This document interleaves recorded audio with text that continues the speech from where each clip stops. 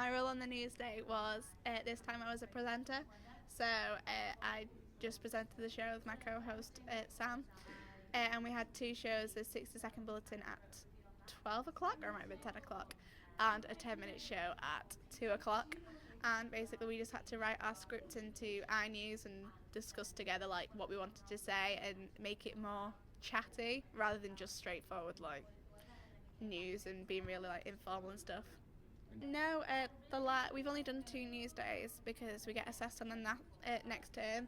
So this time they were just giving us like a taster on what it's going to be like after Christmas. The first news day I was just a reporter, so I was making content for the show, and me and my friend went down to the Christmas markets and just interviewed someone on one of the stalls, and I think it's about vegan products, to be honest.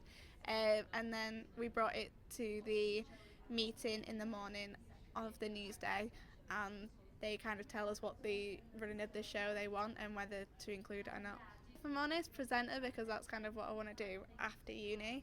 But reporters are like just as important, because without them you wouldn't have any content on the show, and then you just have people talking for 10 minutes. No, so in the news days next term, basically you get put into groups, and then from then you choose what role you want to do. Say me and the next person wanted to do the same role, we can either put like a name generator and it just randomly picks who, or we had on ours 3 people all wanted to be like producer, so we just kind of had people shadowing and stuff, because just to get a taste of the different roles. So you can do anything from presenting like I did to doing the cameras in the studio, or doing the audio, graphic content, so making sure anything that's been filmed on mobiles is like good graphics to be used on air. And then they change every week, so you get a taste of everything, so you're not just sticking to the same role. To be honest, I'm not entirely sure. I don't think they're assessed on each specific role.